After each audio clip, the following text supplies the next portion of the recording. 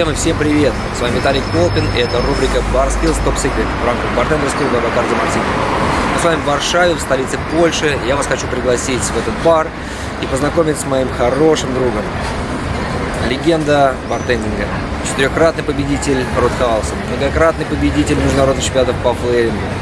Сейчас он бар-менеджер коктейльного бара Roadhouse и ресторана Дом Wódki. Знакомьтесь и встречайте, Tomasz Malek.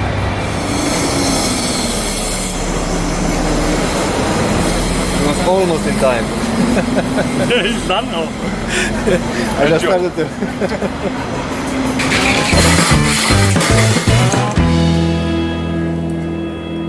Томик, еще раз привет. Привет. Спасибо тебе за время, за внимание. Мы бы хотели чуть больше узнать о твоем жизненном эксперименте и хотели бы услышать от тебя какие-то советы. Вот, поэтому я знаю, что ты говоришь по-русски, но проще будет понимать на английском. So, да, я чуть-чуть говорю по-русскому, но спасибо, что ты приехал в Варшаву и что ты знал время, чтобы быть сюда за мной. Ты очень хорошо говоришь по-русски. Так, хорошо. We can switch to English, it's gonna be easier probably. Yeah. So, could you tell us a little bit about your bartending experience? Well, it all started in 2003 when I was a student. I was looking for a job, and I was lucky to finish the first bartending school in 2003, a bartending course. And later on, I found a good job in one of the best bars back in the days. I was lucky to work with good professional bartenders who were my mentors, and because of them, I started to really understand what bartending is all about. And very early I started to Flair. I did my first competition in 2004, then international competition also in 2004, and I was pretty much competing for another 12-13 years until 2015. And in 2015 I did my last competition and I opened the Dom Wódki restaurant, and 2 years ago the Rus cocktail bar. So this place, and we also opened the museum 6 months ago. So it's nice. That's the whole story in a short. Yeah. And we can see that it's going very well. Yeah, the bar and the restaurant. Well, thank you very much. Yeah, we are very happy with the outcome, and so far both places are really successful. I'm very happy to be a part of this project. How was it to stop with the competitions and just to start to manage the bar and great cocktails? Well, it was at the beginning was quite tough because when you do something for such a long time, like I've been competing for 13 years, and I was pretty much living from one competition to another, and you know the feeling. You finish one competition, you already start to think about another one. And you didn't finish yet, you already start to think about it. But the whole year you think about some like Roadhouse Grand Final, the biggest ones. You prepare a whole year. So I was missing, and I'm still missing this part, to be focused on something and you know to practice every day, and I'm gonna be missing this probably always. But same time, it was a nice new experience. I learned a lot last 3 years, and I have to say I also really enjoy working with people and creating a team, and you know the bar from the scratch. It was a big experience to me. I learned a lot, so it's super important to me to don't stop learning and don't like settle, but to try and to learn new things every day. So and, when you create a team, how do you manage your bar staff? How you choose them for a job? There is some special characteristic, or it's more in feeling, or how is it? Well, it's a difficult question. I mean, it depends. I was looking for different bartenders for Dom Wódki. Of course, it's a restaurant, so you need different bartenders, and in the cocktail bar you need other type of bartenders, I would say. And I was very lucky from the very beginning. I found really good people to work with, and we created a really nice team, and it works really well. So we have. I try to set the team in the way that you will have a specialist in each category, because even though we are all experienced and we've been working for many years in the industry, well, there are better guys, let's say, in the whiskey. Some guys are better in the, let's say, I don't know, hospitality skills. Let's say, third guy is good in Flair, and I think the good team So is... you manage different people for the different aims. Well, I from the very beginning I decided to work with experienced bartenders. I didn't want to have people who just started their career, because obviously in the cocktail bar you need to have experienced bartenders because such a big knowledge behind, and you need to know not only the classic cocktails but also every single spirit plus have experience to work with people on the front line. So therefore I chose the experienced bartenders, but I think every single part of the team is good, but also is a specialist in some other part. So that was the idea from the very beginning, and I think it worked very well because we inspire each other and we also train each other, and all together as a team, I think we create a nice experience to our guests, which is the most important thing to do. Nice. And your competition experience, does it help you some way? Oh yeah, big time. It helps for life. I mean, not only for business, not only for your professional life, but to every single person who was doing sports for such a long time, or as we were doing Flair, I think it teaches you a discipline, big time. You know how it is when you prepare for competition. People don't know this. Before big comps like Roadhouse Grand Final, I was practicing 3-4 weeks, 8 hours a day, non-stop. And you need to be organized, you need to set up things, you need to create your own music, you need to create your own stuff, you need to prepare and do all the other, you do everything by yourself. This is one of the best skills. And so after these 13 years, I have to say I taught myself to to have a discipline, and it helps you also with work. If you can organize your week, you can organize your day, you know how to cope with stress at the same time. And I think all Flair bartenders are like kind of creative people, because you have to create your own style, you have to create the moves, constantly creating moves, music and etc. So I think it helps as well, because creating a bar is also about the creativity at some point, and not only in the cocktails but also in the whole I think concept. Plus I think all Flair bartenders are hard workers, because you know how hard it is to practice to start from nothing. Like you cannot even stop the bottle, and then to be on the level of doing some crazy move on the stage. It is a hard work, and I think if you are a hard worker, you can be good in some other things as well. You told about one thing about the stress, how you avoid the stress, and for example for your competitions, the day before, what is usually you did the day before? I was chilling. I always try to chill. Well, no practice, just chilling. No, I didn't practice the day before. I try not to practice. It depends, because sometimes in the ideal life I was so ready that I didn't need to practice the day before. It's not gonna give you nothing, just the one practicing before. But of course, sometimes we were going to these trips where we had like 5 comps in 2 weeks or something, or we were traveling to Asia for a couple comps over there. So you need to adjust the routine, you need to adjust the music, cocktails, and sponsor bottles, etc. So probably I was practicing the day before as well, or even on the day of the competition I was doing some training as well. But in the ideal life,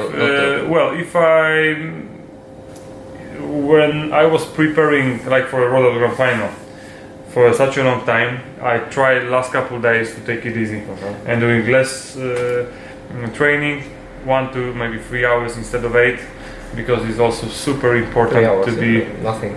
Well, when you practice for a big competition, 3 hours is nothing. It's just warm up, a couple times routine, and so I think it's also very important to be fresh and to feel the power. And that was my mistake for many years. I was practicing too hard, way too hard, and then I was going to the competition and I was tired. I couldn't. I had no power to. And you need this power. And I think if I can choose between to have a power on the day of the competition, or be maybe a bit more prepared but without any energy, I'm always gonna go for energy, because this gives you a special wings on the stage. But same time, I was always traveling the day before comp, because how it is. You compete, so the day before you need to travel. So from one point of view you rest, but you know, he's resting in the plane, going with bags and stuff, so it's not like full-time sauna and massage kind of thing. Yeah. And before going on the stage, as usually, what is in your head? Well, I had a couple of techniques which I was working on for my whole career, and some of them touches the breathing and breathing techniques. Some of them visualizations, and I was doing a lot of this, and mostly focusing, and I was on what? On success or on process or on what? Depends on the competition. It depends on the stage I was at this time. Sometimes it really helped me to focus on the equipment and on the stuff I'm bringing with me on the stage. So I was always sometimes just on point with every save single your money take. in your pocket, yeah. In some competitions. Yeah, but I mean, like I had this experience. It helps big time. If you are, it helped me. If you are sure everything is there, everything is super prepared, you feel like comfortable. Okay, I was practicing. I'm prepared. My stuff is super prepared. So that means I jump on the stage and I'm gonna be, you know, rocking the stage. Yeah, because. Sometimes, you know, I see people performing with like some dirty tape, like they forget some bottles, they forget something, you know, and then on the stage, I did it also a couple of times. I learned the mistakes later on. Once I was traveling to Canada for a competition, I even bought a special rum bottle in here in Warsaw for like some crazy money, just to practice with the bottles. I brought a bottle. Yeah, that was one of the sponsors bottles, and then on the stage I just forgot to take it on the stage, you know, and then that just destroyed me everything because I was screaming to someone to barback, please bring me a bottle, you know. By the time he brought it, I was already not in the beat. I missed something and small things, but that's why I was always focusing on this, on the small details. But once I know everything is ready, I wasn't stressing anymore. Good. And for example, if something happened during the routine, it's also bring you to stress situation. Yeah, how you avoid it, how you just take control. Well, back. to be honest, I mean, like once I'm on the stage, I can't remember I had any very stressful moments on the stage. I was always a bit maybe more stressed before I jump on the stage, but on the stage I think I always kind of enjoy, even though maybe I look stressed or I was stressed, but at the same time I really love to perform, and I think I enjoyed most of the shows. Of course, sometimes, you know, you are just not on it's not your day sometimes, yeah. But I think, and what worked for me, I was practicing very hard, and I was practicing quite a lot. When I believe that when you repeat the routine before the competition 200 or 300 times, you grow something like a muscle memory. Once you are on the stage, once you hear the same music you already heard 300 or even more times on the stage, you start the routine and your body just follows the beat. And in this moment, I never felt stress when I was really prepared for a competition. I felt motivated. I felt, of course, super focused. Maybe stressed a little bit, but it wasn't the type of the stress you don't know what to do because you more energy, yeah? Because you are prepared. You know, if I drop in this, that's why you do 300 times the routine before the competition. Because if you drop in some moment, sometimes the shaker don't even touch the floor, and you know exactly where is another shaker. You don't even have to look sometimes to pick it up from the other place. So it's all in the practicing, I believe. And coming back to your question, how I cope with Flair, with stress, I think that the training is the best solution. If you are well prepared, then there is no stress. Yeah. And one more question. So you reached a really good success in what you did. What is your top secret? Could you share with us your top secret? Top secret? Yes. What do you think? What do you think is Well, your top secret? I think I already shared the top secret. It's just the training practice. I think I think I was just practicing the most because I've never been talented. I've never been very, you know, I've never been a showman. I never had like super crazy original moves or stuff. But I was, I think, always, maybe not always, but this time when I was winning, the best prepared and I was just practicing hard. I was lucky because sometimes it's also about the luck. You need to be a bit lucky or unlucky. Sometimes you are losing the because of the small spill or something. Or once I underpoured the cocktail on the Roadhouse Grand Final. I lost by 2 points. It cost a lot, yeah? I was on the second place. Just because, and I still had a liquid in the shaker, so I could do it. I just stopped a bit too early.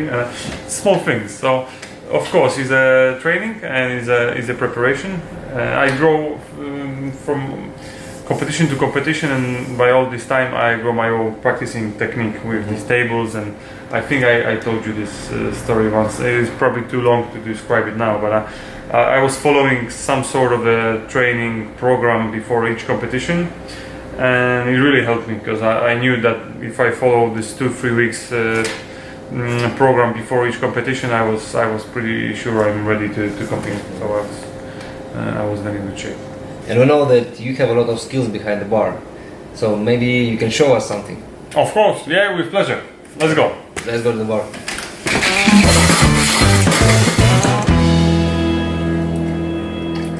Today I would like to share with you some Tintin, strainer and a small ice cube moves. The first one will be a very easy transition of a small and big shaker, which looks just like this.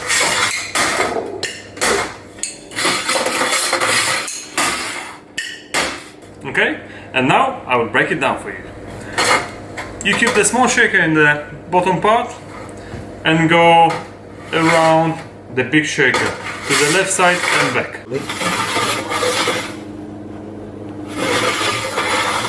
Okay, later on you put it on the bar and exchange with a big shaker. Okay, so it looks just like this.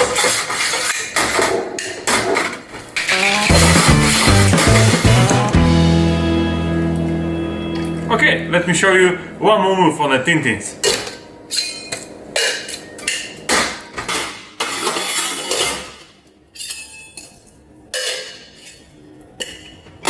Now I will break it down for you.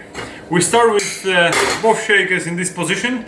We grab the smaller one, go to the side, go back, release the small shaker, and then, very important part, the thumb has to be in the middle, and we lift the shaker. We don't want the shaker go all the way down. We put the index finger in here, so we block the big shaker, and once we get it, we throw it again to the right hand, and we are ready with the move. Okay, so let's do it one more time.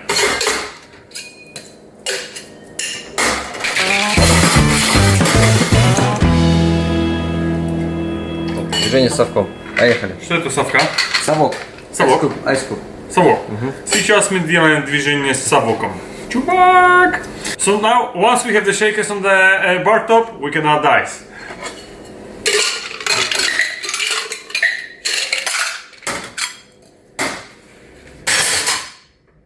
So now, let me break it down for you. We grab the big shaker, we put the ice cube inside and block it inside by the ring finger. We go back for a small shaker, drop it to the side, and then, this is a tricky part, we throw this shaker on 2 spins and catch it just like this on the ice cube. Leave the big shaker on the bar top, throw the small shaker and throw the ice cube. Okay, let's make some trick with the strainer.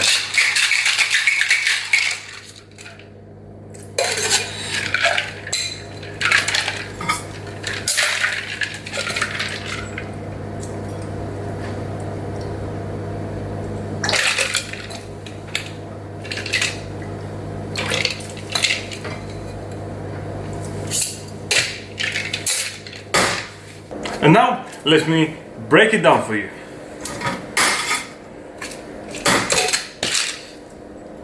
You keep your strainer in this position. After shaking, you drop a couple last drops and then exchange small shaker to the left hand. You grab the strainer, throw it from the side inside of the shaker, put the index finger in here. First half spin, use pour the cocktail and then second half spin, small turn, you add couple more drops which left in a small shaker, then you release the shaker and again strainer on a half spin, and this is it.